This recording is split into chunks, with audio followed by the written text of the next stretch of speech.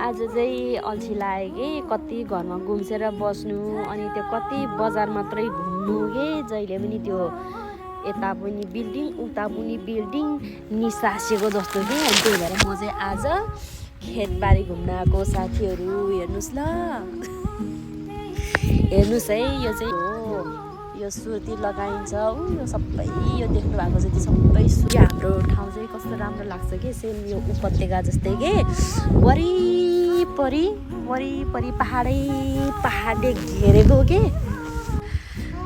तर यहाँ त्यो बाटोदेखि स्कुटी गुडाएर ल्याएको त्यो पनि 2-3वटा छोरा बोकेर बाफ्रे मर्नुकै ताल भयो नि हौ मेरो छोरो कहाँ पुगिसक्यो हेर्नु त डराउँदैन नि कहाँ पुगिसक्यो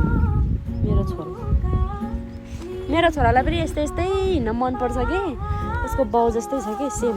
उसको बाउ पनि खालि डाँडा काँडा यो घन्ट्राङ घुन्द्रुङ माथि चढ्न रुचाउँछन् कि अनि सेम मेरो छोरा पनि त्यस्तै छ सानो छोरालाई चाहिँ पठाइदिएँ कि हजुरआमा चाहिँ घाटमा एकदमै हावा चल्यो कि हावा लाग्यो अनि त्यही भएर सानो छोरालाई पठाइदिएँ अब म पनि लाग्नु पऱ्यो उजेरो छोराले बाटो तत्दै सक्यो